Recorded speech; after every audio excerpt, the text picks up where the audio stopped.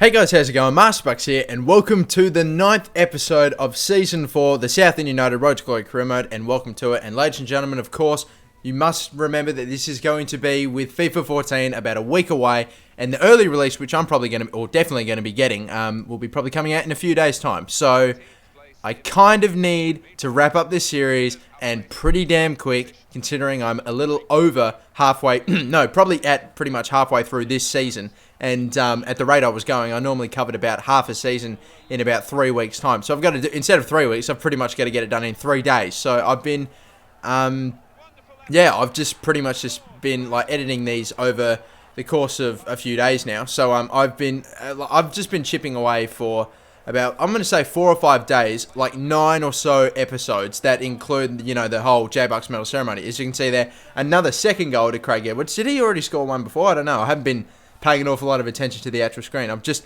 really want to make sure that you guys know that I am just going to be going absolutely... Oh, no, we conceded one. That's right. Anyway, Leon Goretzka going through. No, he does not get sweaty. He tries to have the shot and unfortunately isn't able to score, and it unfortunately just goes right out again, and Giuseppe Muro able to keep it in. The pass in Edwards is a very smart one. He's got someone wide. I was trying to pass to Goretzka. It got saved. Went back to Goretzka anyway. Off a rebound, he put it in. He ended up passing it to Castillo. I wanted to get it straight to Goretzka. It didn't happen, but it doesn't matter because we've taken the lead either way. 40th minute now, and it's another Leicester City attack, and a shot from Enrique is another near post OP goal. And Fraser Forster not able to deal with it, and we go into half-time at 2-2. So, yeah, a lot of goals in this game against, you know, not amazing opponents. Leicester City, they're probably like in the bottom. They're probably getting relegated this year, but Armani with the tackle, or able to get the ball back from the tackle. Castillo tried to beat his man, instead crosses it in Edwards. He puts it in the net, and that is his second goal, if I believe. Yep, that's his second. Will he be able to get a hat-trick? You never know, but we do have the lead, and that's the important thing. King, Luis Fabiano, in a drink water, back to Luis Fabiano, in on goal, shoots, and a good save from Forster, keeping us in the lead. It is a corner, and obviously, as you can see there, it's just, that's it. We win the game 3-2. That's pretty good. Craig Edwards obviously doesn't get an awful lot of games nowadays, but when he does, he gets goals. He's fantastic. I don't know why I don't play him enough. Look at that, a 9.7 rating to Craig Edwards. Good job, my man. And now, what did I give out the votes? With 1 vote, I've given to Fabian Castillo. With 2 votes, I've given to Matthias Johansson. And with 3 votes, of course, he scored 2 goals for me. And there's really nobody else that I could have given it to. It's Craig Edwards.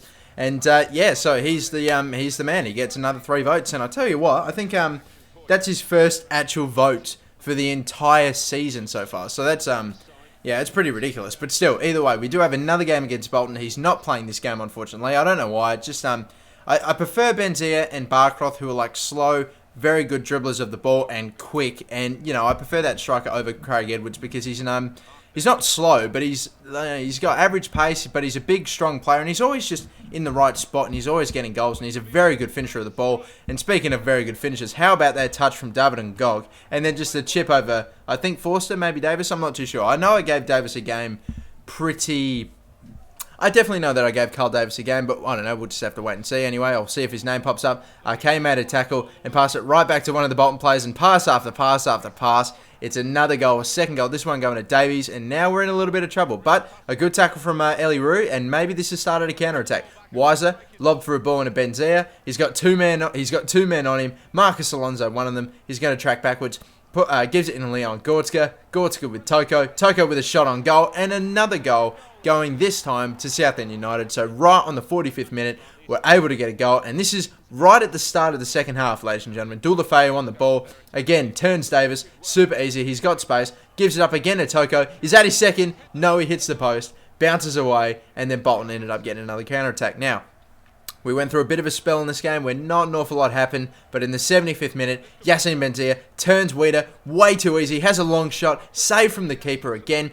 We're just not being able to get that final goal, and now with time running out, Bogdan, or whatever his name is, the Bolton player, Benzia, his man falls down, not injured, through balls it finally to Weiser, has a shot, and then there it is, the 90th minute. It took right till the dead to score our equaliser. We scored one in the 45th and one in the 90th, so yeah, there it is. It was beautiful. But, man, that keeper would be devastated because I was just absolutely peppering that goal with shots. And finally, we got one. 90th minute, it's a draw against Bolton. I probably should have expected to win that game, but Oh, well, to be fair to Bolton, or to be fair to, it was a tough game, but still. The votes for that one, anyway, I've got 1 vote going to Toko, 2 to Ellie Roux, and 3 to, of course, the 8.9 rated Yassine Benzia, who is just absolutely just killing it at the moment, and especially at the beginning of the season. He's on a very, very high amount of votes, and he's really sort of putting some space between him and the rest of the players. But I got the message that Angelo Ramisi, the midget Italian right winger that wanted that has the potential to be like really, really high rated, possibly 90s. He did want a contract, otherwise he was going to hightail it. So I said, yep, sure, no worries. Gave him a contract. We'll see what he says. And now, guys, we are finally in January. We're back in the transfer window. A new month. That means a J-Bucks Medal monthly update. And now, ladies and gentlemen, because I haven't done one of these in a while, here we go. The top 5. And ladies and gentlemen, as you can see, what I was talking about before, Yassine Benzia is just killing it. Sky clear, like 9 votes ahead of second place, Ellie Roux and Toko. So Yassine Benzia is on 24. Ellie Roux and Toko on 15. Nicholas Barcroft and Fraser Forster tied on 13. Now, dude, I'm feeling like really sick at the moment. I don't know why. But if you guys have been following me on Twitter, you know. But still, continuing on.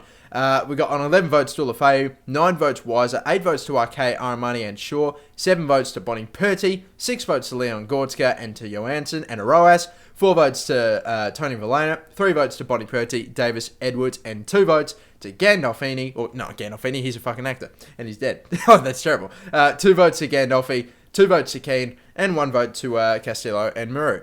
Alright guys, so now that I'm back into a January transfer window, of course, I want to make a signing, and one player that I immediately had my eye on because I had heard about him, and you just look at some of his technical stats, they're not amazing, but look at his physical attributes as well, they're pretty not bad. It's Mendy, who I believe actually went to a pretty big Premier League team. I'm not sure who it is. I don't know if it was... No, it wasn't Arsenal. I don't know if it was Manchester United or not, but yeah, he's I don't know. I could just be talking out my ass right now, but I decided I've got a lot of free agents that I actually picked up, obviously last year and then this year, a lot of really good players that I just don't use. So I figured, hey, let's actually get a player that I think might be pretty good. And so I wanted to pick up that 75 rated 23-year-old centre defensive mid who has ridiculously good physical attributes and of course and some pretty well-rounded technical attributes, which is obviously not a bad thing because if he grows by like let's say 5 or so, then all of his technical attributes will grow by about 5 or so, and that's just a massive increase, and he could be a really good defender, really good centre defensive midfielder, that is. But only because I've got plenty of like corridor players like centre attacking mids and centre forwards, but really, when I've, set for a centre defensive midfielder, all I really have is Toko and Leon Gordska. And I normally have Leon Gordska playing in the game with Toko anyway, who's just a midfielder. So, anyway, moving on. We've scored at least 1 goal there, which isn't too bad. So,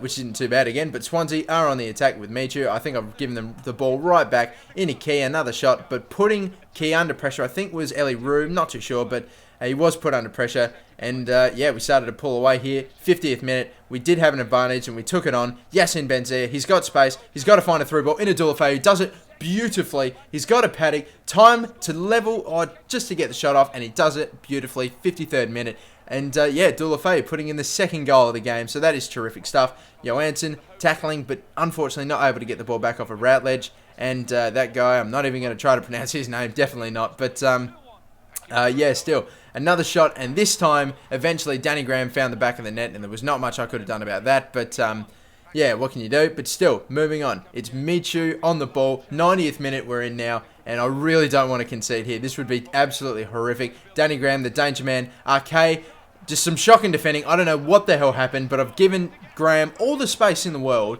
for him to just put in the winner, which is ridiculous. Toko coming like a bee's dick's length of actually running it out. Bonnie Purty took too heavy a touch. All he had to do was take an easy soft touch and whack it in the top right-hand corner. He didn't do it. He took too heavy a touch, gave the ball right back, and that's a really disappointing end to the game. With Danny Graham, with his last goal, I was holding down A. I was doing the whole shielding thing or whatever you do, the contain thing or whatever it is, but it just sent RK in a completely utter different direction.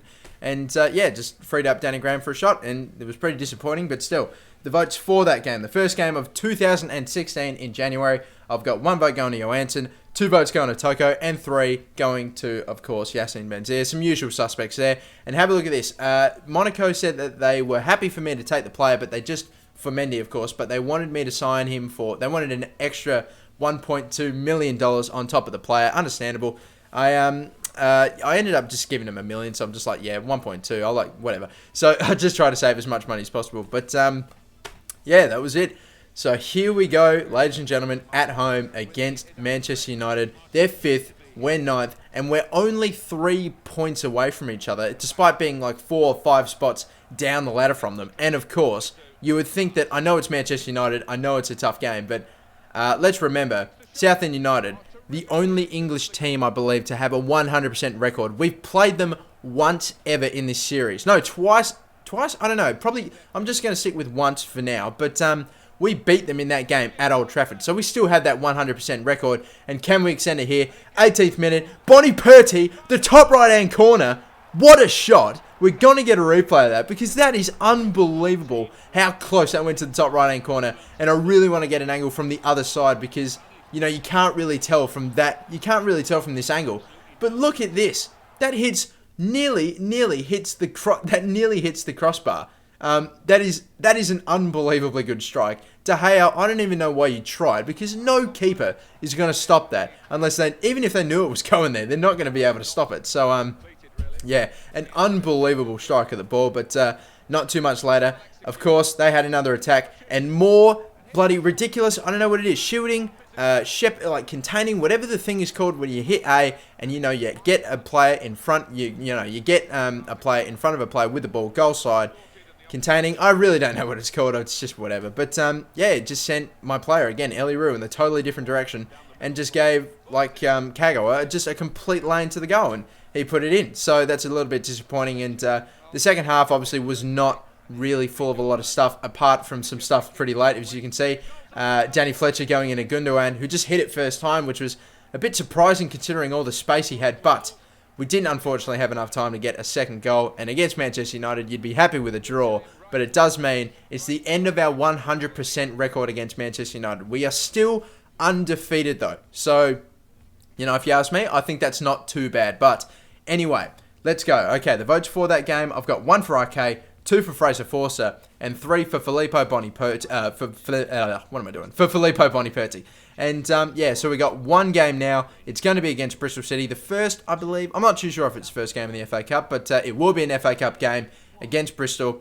And yeah, Bristol City will be in the next episode. And of course, guys, don't forget, I will be uploading like possibly 3, maybe even 4 videos every single day of the Southend United career mode, so that way I can get it done in time for FIFA 14. And yeah, guys, I hope you've enjoyed this video, and of course, don't forget to hit your target, which for today is just, and you know, I'm just making it easy for you, 1,000 likes. So let's see if we can do it, guys. And of course, don't forget to yeah, like and subscribe, and follow me on Twitter, link in the description below.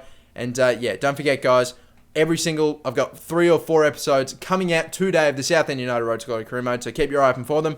And yeah, that's it for me. Have a good one, guys, and I'll catch you later. Bye-bye.